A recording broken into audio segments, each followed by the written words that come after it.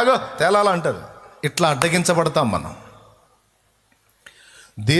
నా పాయింట్ ఏంటంటే, ఏమయ్యా బాగు చేసావు, స్వస్థపరిచావు, పాపం నువ్వే పోయి కనపడితే బాగుండు కదా. నో, టచ్ చేశాడు, తాకాడు, సంఖ్యలు చుట్టుముట్టినాయి.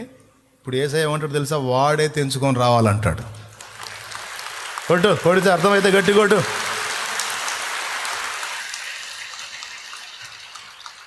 నేను చేయాల్సింది నేను చేశా. వానికి లైఫ్నిచ్చా, వానికి జీవితాన్నిచ్చా, జీవాన్నిచ్చా, బాగు చేశా. ఇప్పుడు ఏ సంఖ్యలు వస్తాయో నాకు తెలుసు, వాడిని ఎవరు ఆపుతారో తెలుసు, ఎట్లా బ్రేక్ కొడతారో తెలుసు. ఆ సంఖ్యలన్నీ వాడే తెంచుకొని తెగబడి రావాలి.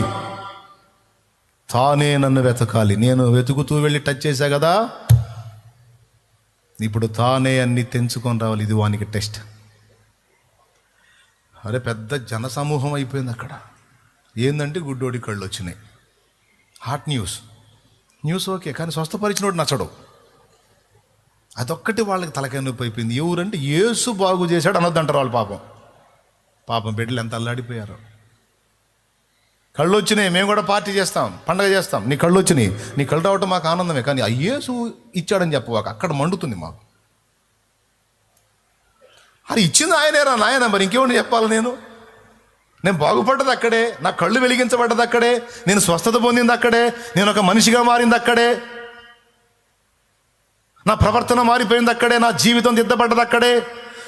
మనిషి యొక్క నైతిక విలువలు, నీతి ప్రవర్తన అనేది నేర్చుకుంది యేసు దగ్గరే. నా జీవితాన్ని ఎలా వెలిగించింది యేసు. ఆయన కాదంటావేంటి? ఆయనే అంటాడు. వీడు అంత ఊరికట్టం తిరిగాడు. మళ్ళీ అంటారు, ఇదిగో అబ్బాయి దేవుణ్ణి మయంపరచు, మనిషిని కాదు దేవుణ్ణి మయంపరచు. మనిషిని కాదు దేవుని మయంపరచు అంటే అర్థం తెలుసు. యేసు అనవాకు, యేసు ఒక మనిషి, దేవుడిచ్చాడను వదిలేస్తా ఉంటాను. నేను ఎందుకంటాను? దేవుడే యేసులో ఉన్నాడు, యేసే దేవుడు, దేవుడే యేసు, యేసు నా కళ్ళు తెరిచాడు అంటాడు. వీళ్ళు ఎట్లన్నా చేసా యేసును కట్ చేయాలని వీడు ఎట్లన్నా చేసా యేసును లింక్ చేసి వీడు మామూలు లేదా ఫైటింగ్. ఇంటికి పోయినా చూసుకోండి, యోహాను సువార్త 8వ అధ్యాయం. దేవునికి స్తోత్రం, హల్లెలూయా. 4వసారి ఇంకొకటి వచ్చి అడిగాడు. అతను అడుగుతున్నాడు మళ్ళీ మొట్టమొదటి నుంచి చెప్పాలి, ఏం జరిగింది చెప్పి అంటాడు. ఏంది ఇన్నిసార్లు అడిగారు, కంపెనీస్ మీరు కూడా మారుతారు ఏందన్నాడు. మీకేంది ఇంత భారం కలిగింది, మీరు కూడా వస్తారా నాతో? ఎవర్రా? నీలాంటి పాపాత్ములు పోతారు అక్కడికి, మేము ఎందుకు వస్తాం? నేను పరిశుద్ధులు అయితే, మరి పరిశుద్ధులు నన్ను వదిలిపెట్టండి రా. అస్సలు మామూలుగా ఉండదు అది. నేను ఎన్నిసార్లు చదివాను అన్నిసార్లు. యోసేపు స్టోరీ చూస్తేనేమో ఏడుస్తా, యోహాను 9 చూస్తేనే నవ్వుకుంటా. ఎందుకంటే అసలు ఒక్కడే ఊరు మొత్తం తలకిందులు చేశాడు. వాళ్ళ అమ్మా నాన్న పిలిపించారు, వాళ్ళు వచ్చారు. గుడ్డివాడిగా మీకు పుట్టిన కొడుకు మీ అబ్బాయి ఈడేనా అంటే మావాడేనా? ఈడే మా అబ్బాయి, మేం కన్నోడే అని వాళ్ళు చూడు. అబ్బాయి మావాడే కానీ వాడి కళ్ళు ఎట్టు వచ్చినాయి మాకు తెలియదు. వాళ్ళు చూడు, అసలు వాడు మావాడే కానీ వాడి కళ్ళు ఎట్టు వచ్చినాయి మాకు మాత్రం తెలియదు. మమ్మల్ని అడగొద్దు, వాడు పెద్దవాడే, వాడిని అడగండి అన్న. వాళ్ళకి తెలుసు యేసు ప్రభు అంటే వీళ్ళకి నచ్చదు, యేసు ప్రభు అంటే గుంపు అస్సలు పడదు, యేసు ప్రభు అంటే వీళ్ళు లేస్తారు కాబట్టి మాకు తెలియదు అన్నారు. వీళ్ళు తెలివిగా వాడికి మండిపోయింది.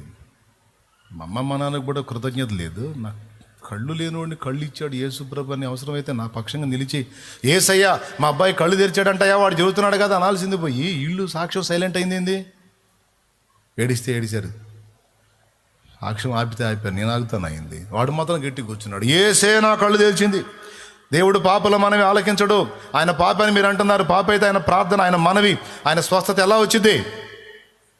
ఆయన తాకి నన్ను బాగు చేశాడు. పెద్దలారా తీర్పు ప్రకటించడాయా? ఇదే తీర్పు. ఇంత చెప్పినా ఈ మూర్ఖుడు వినకుండా యేసే నా కళ్ళు తెరిచాడని యేసునే మయంపరుస్తున్నాడు, కానీ ఈ మూర్ఖుడు దేవుని మయంపరచట్లా. ఏంటి?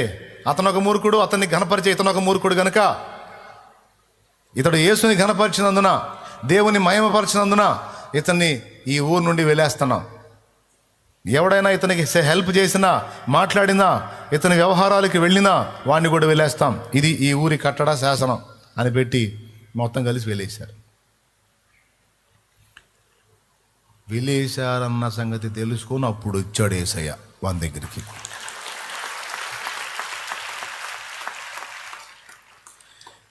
విరిగిన మనసే నీకే ప్రియము.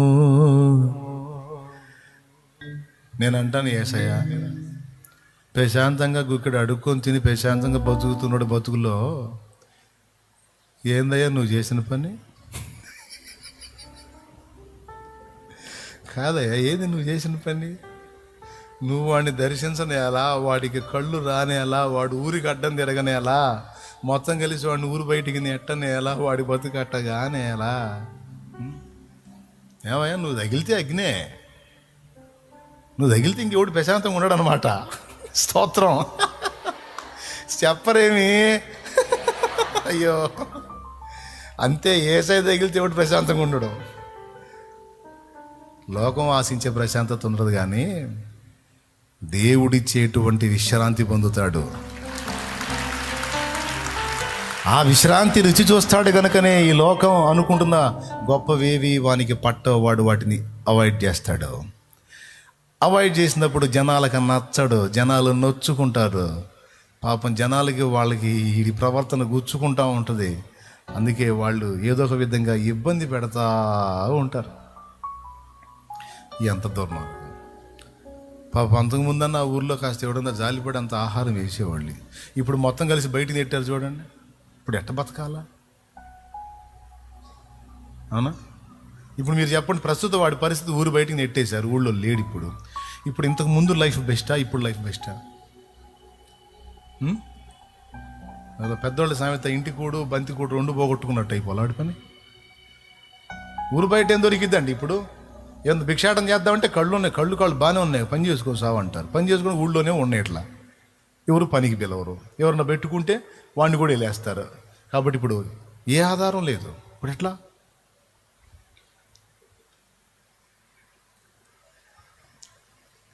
ఇదంతా యేసయ్య ఆయన దర్శించబట్టేగా.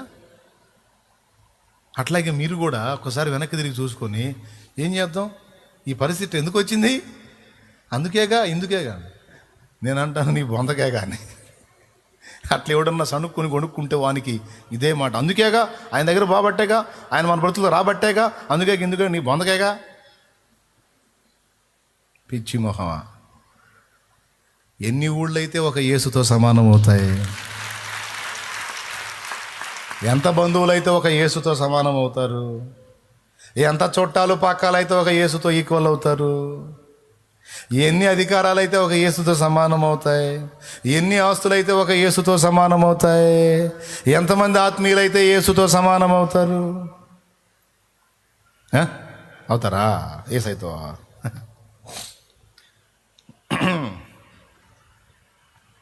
శుభ్రంగా వెలేస్తే వెలేయండిరా అన్నాడు. కానీ అయ్యా నన్ను ఎందుకు వెళ్ళేస్తారు, ఏంది నేను చేసిన పాపం?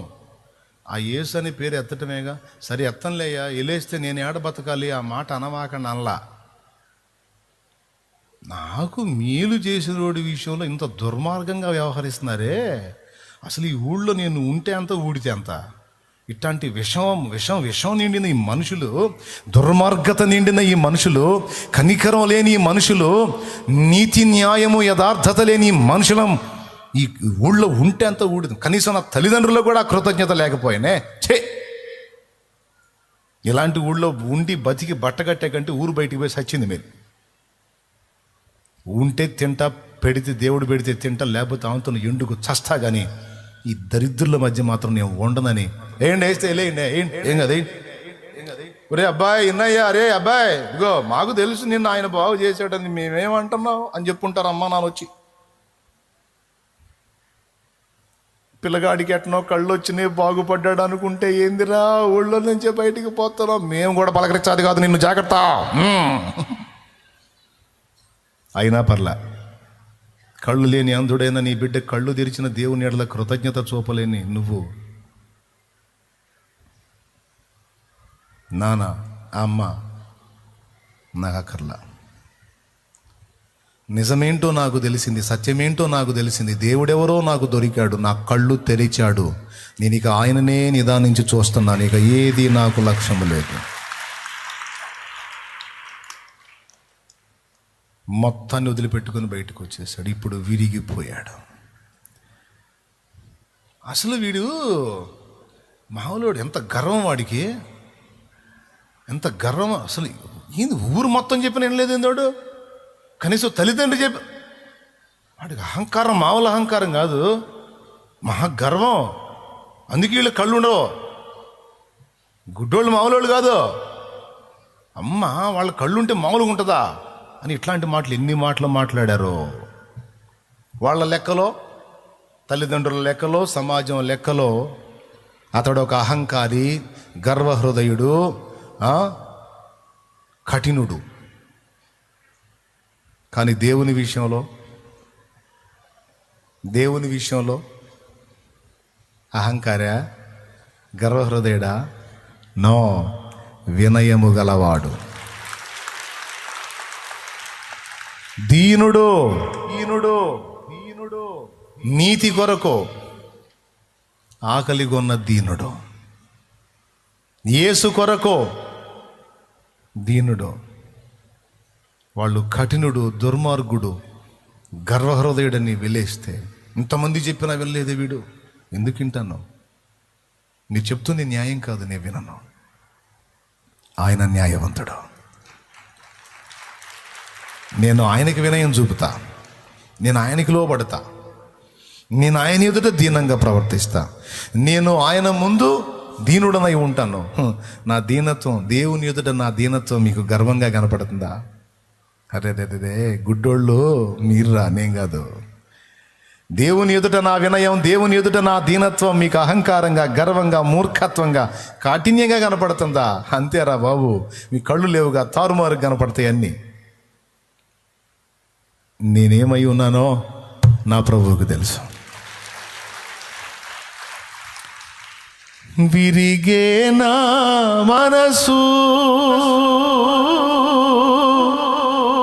వసింప రావా, వసింప రావా. ఇప్పుడు నాకెవరు లేరు, నన్ను ఎవరు అర్థం చేసుకోరు, నన్ను ఎవరు కనికరించరు, నన్ను ఎవరు జాలిపడరు. నా వాళ్ళే నన్ను ద్వేషించే పొజిషన్కి నేను వచ్చా. అందరిలో ఉన్నాననే కానీ వెలివేయబడినట్లు ఉన్నాను, మనిషిగా బ్రతికున్నాననే కానీ వెలివేయబడ్డట్టున్నాను, కళ్ళు తెరవబడిన వ్యక్తిగానే ఉన్నాను కానీ అన్నీ కోల్పోయిన వ్యక్తిగానే ఉన్నాను. ప్రభు, ఇక నీవు తప్ప నాకెవరు లేరు. దర్శించావు, మాట్లాడావు, వెళ్ళిపోయావు, మరి నా సంగతి ఏంటి? శత్రువు నన్ను సంఖ్యలలో పడేశాడు, బంధకాల్లో పడేశాడు, ఏంది? అయినా నేను లక్ష్య పెట్టలేదయా, తెంచుకొని వచ్చా బయటికి. నేను వినయం గల వారి యొద్దను, నలిగిన వారి యొద్దను, దీనుల యొద్దను, విరిగి నలిగిన హృదయాలకు నేను ఆసనుండి వారి దగ్గర ఉంటానన్నావుగా. వచ్చాను రా. బాబాయ్ ఎంత తెచ్చుకున్నాడో, సొంతోళ్ళు కూడా నెట్టేసేసరికి ఆ సంఖ్యలు తెంచుకొని బయటికి వస్తాడా రాడా? ఇది ఆయన మౌనం. ఎవరి మౌనం? వద్దు వద్దు అని అడ్డగిస్తే రూతు సర్దుకుంటుందా, అడుగు ముందుకేసిద్దా? ఇది నయోమి ప్రయత్నం. రూతు వెనక్కి తిరగల, నిలిచింది, అందుకే ధన్యురాలైంది. అంధుడు వెనక్కి తిరగల, నిలబడ్డాడు యేసు కోసం, యేసు పక్షంగా సాక్షిగా నిలబడ్డాడు. వాణ్ణి స్వస్థపరిచి వదిలేలా, వాడిని వాళ్ళందరూ బంతి ఆడుకుంటుంటే నాకు తెలిసి ప్రభువు తెలియకుండా ఉంటుందా? మీరు చెప్పండి, మళ్ళా మన మాట ఆయన తెలియదా? తెలిసి ఉండదా? వాళ్ళందరూ కలిసి బంతి ఆడుతుంటే నేనే స్వస్థపరిచిన పోవచ్చుగా, పోలా. అసలు కదిలిచ్చాడు, సర్దుకున్నాడు. ఎట్లుందంటే కదిలిచ్చి సంఖ్యలలోకి నెట్టి ఇప్పుడు ఎట్టొస్తావరా బయటికి అన్నట్టు ఉంది. ఏందయ్యా నీ పనులు యేసయ్యా? అంతే, వాడే తెంచుకొని రావాలి, ఆమె తెంచుకొని రావాలి. రా, నేను కావాలా, వాళ్ళు కావాలా? వద్దు, నాకు నువ్వే కావాలి, ఇంకెవరికి లేదు. అలా తెంచుకొని బయటికి వచ్చిందాక ఎంటర్ అయ్యాడు యేసయ్య. ఫస్ట్ ఒకసారి దర్శించాడు, కార్యం చేశాడు, అడబడేసినట్టే వదిలేశాడు. జక్కయ్య దగ్గర కూడా అంతే, కదిలిస్తాడు, మౌనంగా ఉంటాడు. కొన్నిసార్లు నవ్వొచ్చుదండి ఆయన కార్యాలు. ఇప్పుడు అంతమంది గుంపు వెనక నడుస్తుంటే వాళ్ళందరిని వదిలిపెట్టి చెట్టు మీద ఎక్కి చూస్తున్నాడు. జక్కయ్య దా ఈరోజు నీట్గా వచ్చా అన్నాడు. వెనకుండే వాళ్ళకి మండిపోదు? మేము అసలుకే పరిశుద్ధులము, పరిసయ్యులము, మాలాంటి భక్తిపరులు లేడని వాళ్ళంతా మెలికలు తిరుగుతుంటే ఊరు మొత్తం కలిసి రోసేసినోడు జక్కయ్య. తెలుసా మీకు బైబిల్ లోకాసువార్త 19, ఇంటికి పోయే చూసుకోండి, ఇప్పుడు వద్దు. లోకాసువార్త 19వ అధ్యాయం, జస్ట్ పెన్ ఉంటే రాసుకో అంతే. మొదటి నుంచి అయితే జక్కయ్య స్టోరీ ఉంటుంది. ఊరు మొత్తం కలిసి అతనికి ఇచ్చిన టైటిల్ ఏంటంటే పాపి అయిన మనుష్యుడు. పాపి. జక్కయ్య అలాంత దూరం వసూలు కోసంటే అది వడుతున్నాడు. పాపాత్ముడు వస్తున్నాడు రా, వాడు కఠిన హృదయుడు, పాపి.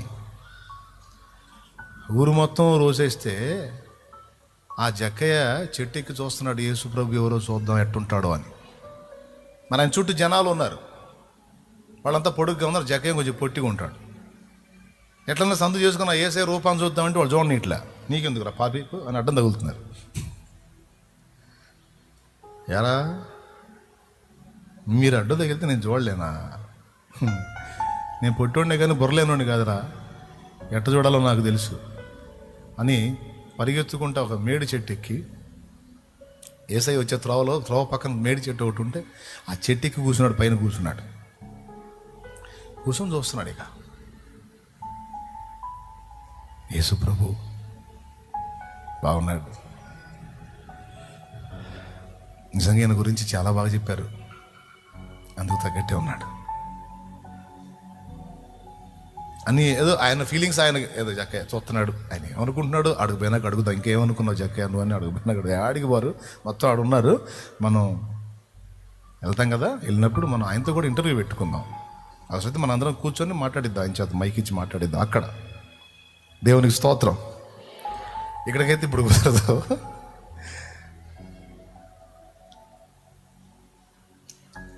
జక్కయ్యని ఎవరు చూడలా, చెట్టు ఎక్కి కూర్చున్నాడు. యేసు ప్రభు అసలు చూడలా, నడుచుకుంటా వస్తున్నాడు. కరెక్ట్గా చెట్టు కాడికి వచ్చి సడన్గా ఆగాడు. ఎందుకు ఆగాడా అని చుట్టూ చూసుకుంటున్నాడు. అది పైకి చూశాడు. దేవునికి స్తోత్రం కలుగునుగా. హల్లెలూయా. మై లార్డ్, నా ప్రభువా. వచ్చి అంటాడు చెట్టు కింద ఆగి, జక్కయ్య ఈ ఊరికి ఎందుకు వచ్చాను అనుకున్నా? ఎవరింటికి వచ్చాను తెలుసా? నీ ఇంటికే జక్కయ్య, నీకోసమే వచ్చాను. నా ఇంటిగా నా కోసం ఇంతమంది పరిశుద్ధులు, నీతిమంతులు, గొప్పోళ్ళు, మంచోళ్ళు, నేను పాపాత్ముడిని, ఊరి మొత్తానికి అసహ్యుడిని. నా ఇంటికి నువ్వు రాడు, నన్ను దర్శించడం ఏంటి?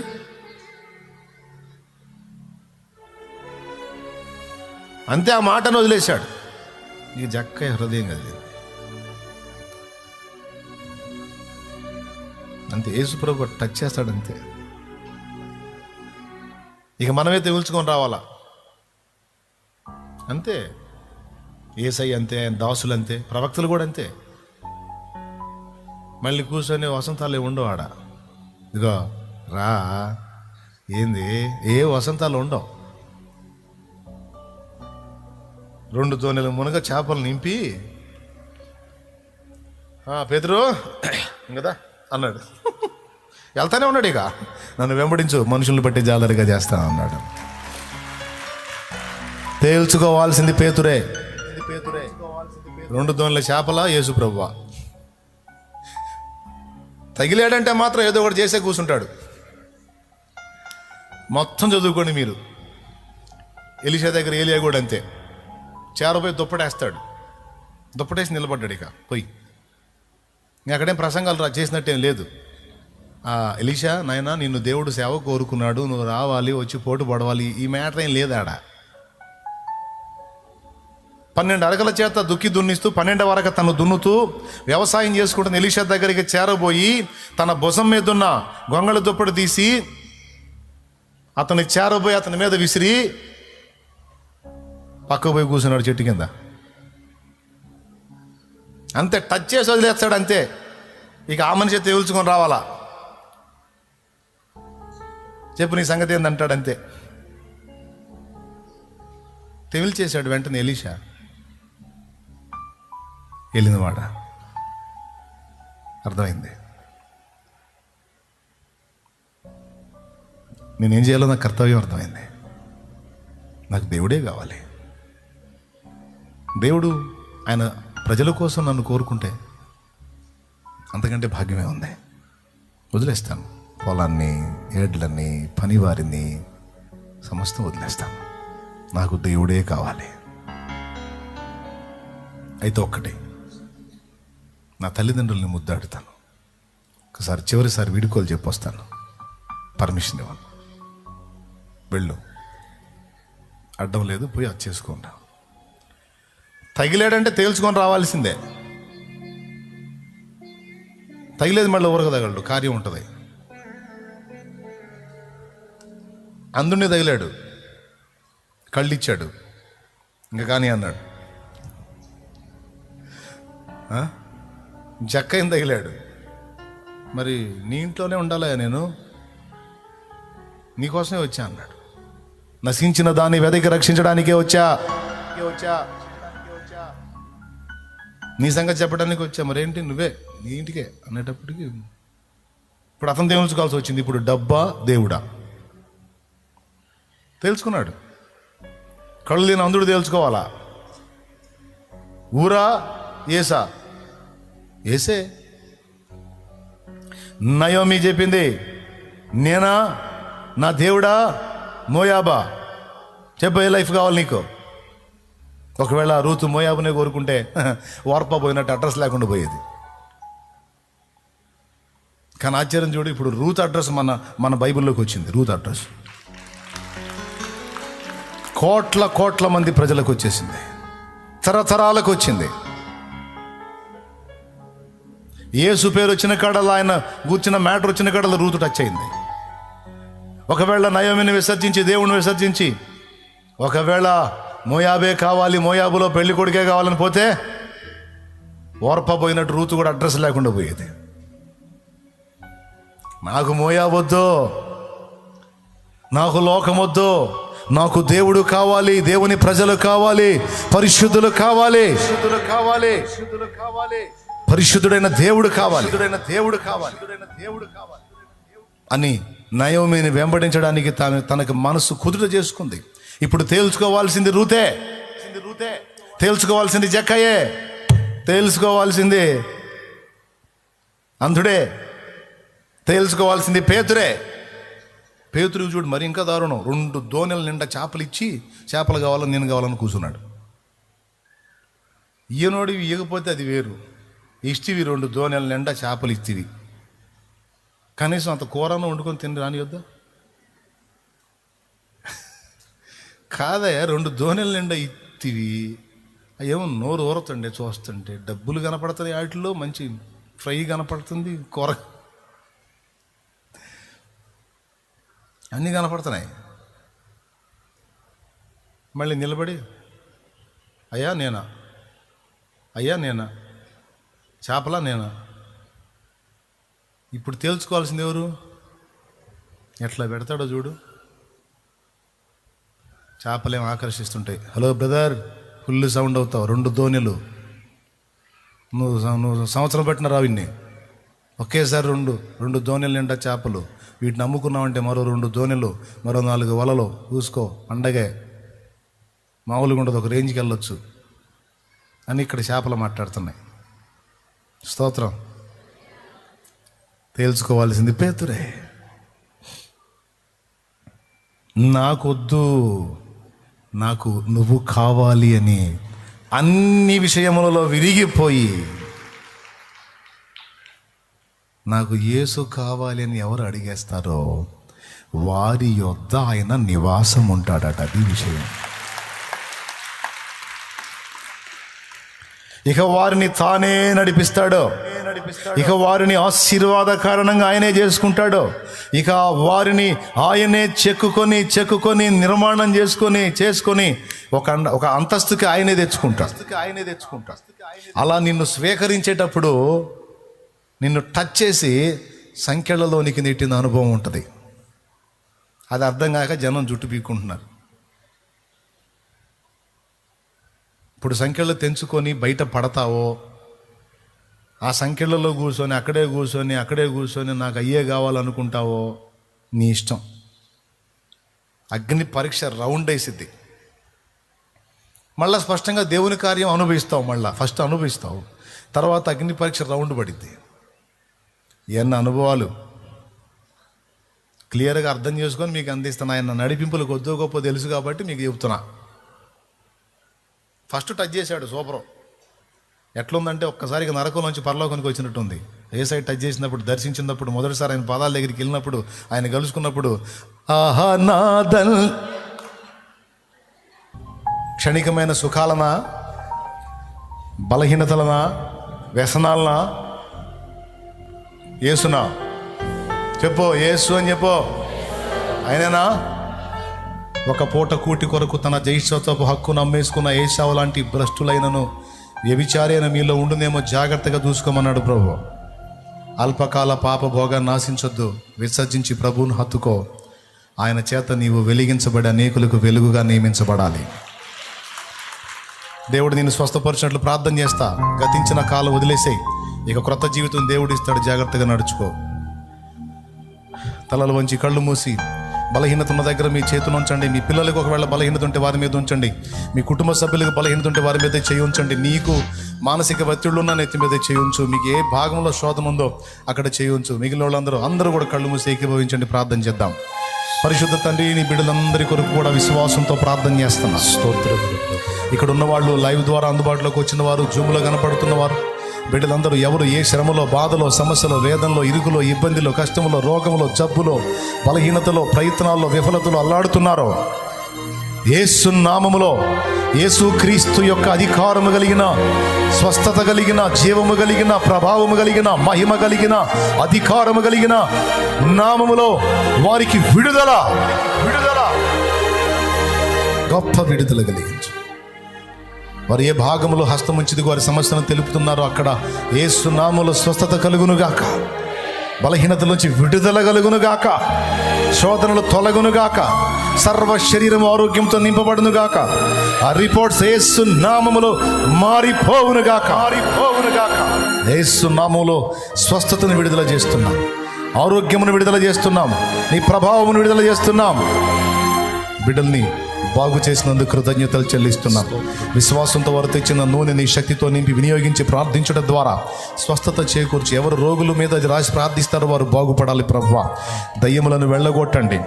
మాంత్రిక శక్తుల ప్రయోగం వారి మీద నుండి తొలగి యేసు నామములది నిర్మూలమగునుగాక. ఆ కీడు తలపెట్టిన వాడే దాన్ని దెబ్బతిని మార్పు చెందునుగాక. కృప చూపండి. కృతజ్ఞతలు చెల్లిస్తూ మా బిడ్డలు, చిన్నలు, పెద్దలు, వృద్ధులు, స్త్రీలు, పురుషులు, యవనులు బిడ్డలను దర్శించి బాగు చేయండి. క్యాన్సర్, టీబీ, హెచ్ఐవి పాజిటివ్, ఇతరాతర జబ్బులు, గుండె జబ్బులు, మెదడు జబ్బులు, నరాల జబ్బులు, కాళ్ళు, చేతులు, మోకాళ్ళ జబ్బులు, నోటి జబ్బులు, పంటి జబ్బులు, కంటి జబ్బులు, చెవి జబ్బులు, రక్తంలో ఉన్నటువంటి బలహీనత, రక్తహీనత, గ్యాస్ట్రిక్ సమస్య, షుగరు, బీపీ, పెరాలసిస్, బలహీనత, బ్రెయిన్లో ట్యూమర్లో, గర్భసంచి క్యాన్సర్లు, గర్భసంచిలో సమస్యలు, లంగ్ క్యాన్సరు, ఊపిరితిత్తుల క్యాన్సర్ అయ్యా స్వస్థపరచు. థైరాయిడ్ క్యాన్సర్, బ్లడ్ క్యాన్సర్ స్వస్థపరచు. 2 కిడ్నీలను బాగు చేయి.